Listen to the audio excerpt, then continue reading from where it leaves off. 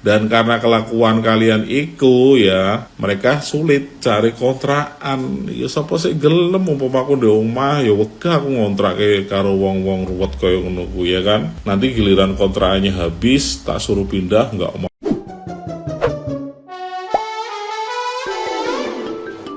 Kelanjutan sengketa rumah yang menghebohkan publik akhirnya mencapai titik akhir setelah pihak penyewa menyerah pada tekanan publik.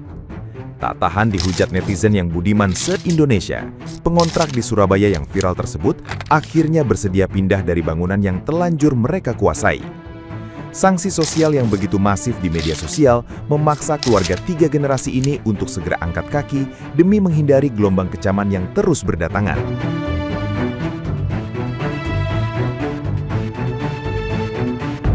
Namun, penderitaan mereka ternyata belum selesai meskipun sudah bersedia mengosongkan rumah milik Pak Bambang tersebut. Pihak pengontrak mengaku sangat sulit mendapat kontrakan baru karena wajah mereka kini sudah ditandai oleh banyak pemilik hunian sewa. Reputasi buruk akibat sempat memaki pemilik rumah membuat masyarakat telanjur tidak percaya dan secara kompak menolak memberikan tempat tinggal baru bagi keluarga bermasalah ini.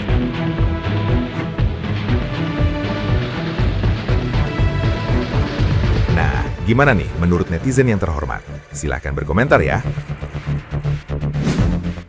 Jare pengontrak gak gelem lunga sing berok-berok iku gak iso ngontrak ning nggon liyane, angel golek kontrakan liyane ya terang angel ya. Ibaratnya kita nek punya nggon ngono ya, aduh wong iki engko mlebu aku bayar pisan gak gelem lunga, ajur aku kontrak rugi dong. Mulane to Mbak, ndak mau orang kaya, ndak mau orang yang ndak punya, itu semua jangan semena-mena. Wong iku rek semena-mena iku angel dalane peteng. Ngene iki piye nek ngene iki jajal. Tatahan dihujat warganet pengontrak rumah yang viral akhirnya angkat kaki dari kontrakannya. Ya iyalah, jelas-jelas kan itu bukan rumah dia. Dia kan katanya ngontrak ya, udah bertahun-tahun ya. Dan kontrakan itu nggak pernah dibayar. Nah akhirnya yang punya kontrakan itu menjual kontrakan itu pada orang lain dan sudah pindah tangan. Nah pasti suruh pergi. Yang baju putih ini ngamuk guys. Sampai dia ini ngebentak-bentak yang membeli rumah kontrakan tersebut guys. Kan aneh, ini bener-bener orang gila ya. Dan aku juga nggak tahu ya ini akar permasalahannya apa. Kok tiba-tiba orang ini mau ngakuin rumah yang dikontraknya itu. Kan aneh, udah nggak bayar, disuruh pergi nggak mau, malah minta kompensasi. Kan tadinya mau dikasih uang ya 1 juta per kepala, malah nolak dia tuh, marah. Katanya uang 1 juta cukup buat apa? Kan aneh ya. Aneh banget. Dan katanya semenjak kejadian viral itu banyak hujatan ya buat satu keluarga ini yang kontrak ini.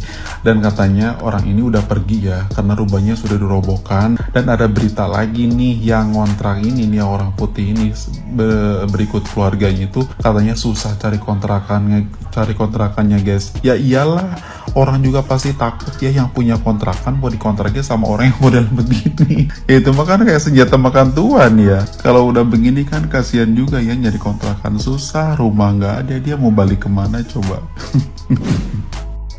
Pengontrak Surabaya ngaku sulit cari kontrakan baru usai viral ogah pindah. Terus sopo sing gelem ngontrake omah ning ngene wong ruwet kaya ngono kuwi ya kan. Kuwi wong-wong ruwet. Nah, buat yang belum tahu perkaranya, kalian bisa tonton atau buka TikToknya Ca Armuji ya. Intinya yang ibu tadi satu keluarga itu nggak mau pindah guys, padahal rumah yang dikontrak itu sudah dibeli dari tahun 2014 dan tahun 2019 yang beli rumah itu sudah ngomong nih sama yang tadi ibu-ibu tadi satu keluarga. Intinya rumah itu udah dibeli ya kan, pindahlah gitu. Tapi mereka nggak mau, alasannya di situ dia masih ngontrak ya kan. Karena masih ngontrak minta kompensasi 60 juta. Pakai banget 90 juta. Aku ya wegah mau masuk tuku rumah ya kan. Tapi ketika ketika diminta kwitansi atau bukti kontrak, mereka cuma ngomong ada kan nggak jelas kontraknya sampai tahun berapa ya kan.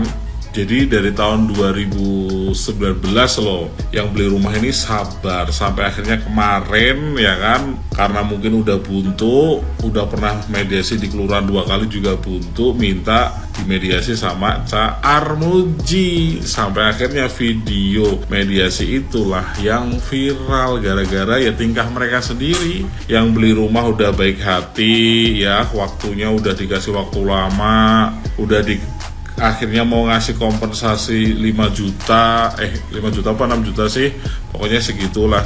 Mereka masih kayak nggak mau terima, malah si anaknya yang ngontrak tadi malah marah-marah tuh. Itu yang bikin viral ya kan, yang ngontrak lebih galak dari yang punya rumah.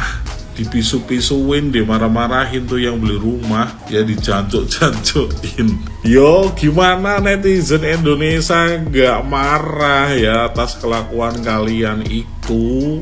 Dan karena kelakuan kalian itu ya, mereka sulit cari kontrakan. Ya sapa sih gelem umpamaku di omah ya wegah aku ngontrak kayak karo wong-wong ruwet kaya ngono ya kan. Nanti giliran kontrakannya habis, tak suruh pindah nggak mau, minta kompensasi lah, ruwet. Udah dikasih tempat tinggal gratis, disuruh pergi malah minta duit lagi.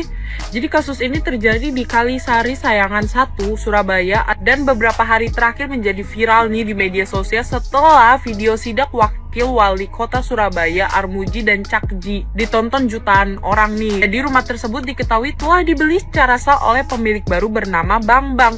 Menurut dokumen yang ditunjukkan dalam proses mediasi, transaksi jual beli dilakukan sejak tahun 2014. Gila, udah lama banget. Kemudian kepemilikannya itu disertifikatkan atas nama pemilik baru pada 2018. Sekarang aja udah 2026, udah gila hampir 10 tahun. Nah, masalah muncul karena rumah itu masih ditempati 2 keluarga. Pemilik baru mengaku sudah berulang kali meminta penghuninya untuk mengosongkan tempat, tapi mereka nggak ada yang mau keluar dari tempat itu. Karena sengketa tak kunjung selesai, Armuji akhirnya datang langsung ke tempat mediasi kedua belah pihak. Video mediasi itu kemudian viral.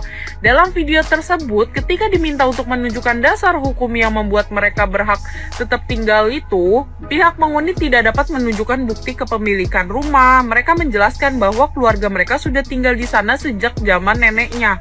Lah, terus masalahnya apa? Dan dahulu hanya membayar sewa tanah, sementara bangunan tersebut disebut dibangunkan oleh keluarga mereka sendiri. Di tengah mediasi, muncul perdebatan soal kompensasi. Awalnya pemilik rumah tersebut pernah menawarkan uang 500.000, lalu kemudian pernah menawarkan 5 juta per keluarga agar penghuninya bersedia pada pindah nih. Dibayarin nih, yang punya rumahnya nih, udahlah gua kasih uang usir lah 5 juta. Untuk pada pindah. Namun tawaran itu dianggap nggak cukup. Ih, dikasih hati minta jantung anjir.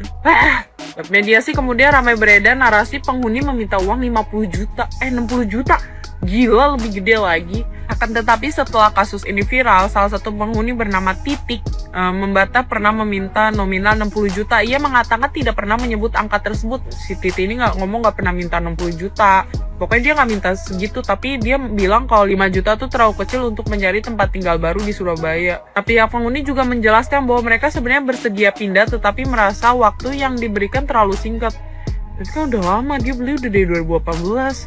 Selain itu, mereka mengaku semakin kesulitan mencari kontrakan baru setelah identitas mereka viral di media sosial. Ya iyalah, gue juga takut kalau punya kontrakan ditempatin sama orang kayak gini. Sementara itu, pemilik rumah berpendapat bahwa ia telah membeli rumah tersebut secara sah dan hanya ingin menggunakan haknya sebagai pemilik. Ya iyalah. Kasus ini memicu perdebatan di masyarakat. Ada yang membela hak pemilik rumah karena memiliki bukti pemilikan yang sah, namun ada juga yang menilai prosesnya pengosongannya sebaiknya tetap mengedepankan mediasi agar tidak menimbulkan persoalan sosial baru. Sampai saat ini proses penyelesaiannya tuh masih berjalan, belum selesai nih. Yang jelas kasus ini mengingatkan bahwa sengketa rumah tidak selalu sederhana soal siapa yang tinggal di sana, tetapi juga menyangkut bukti hukum, sejarah tempat tinggal, dan penyelesaian yang adil bagi semua pihak. Menurut kalian bagaimana seharusnya kasus seperti ini diselesaikan?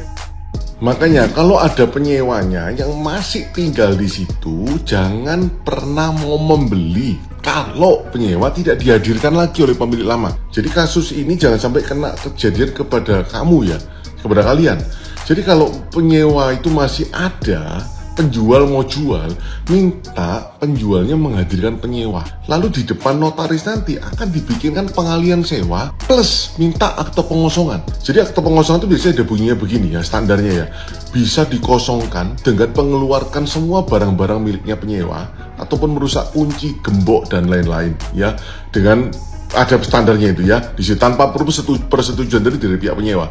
Jadi hubungan hukumnya harus dipindah dari penyewa dengan pemilik lama menjadi penyewa dengan pemilik baru ya.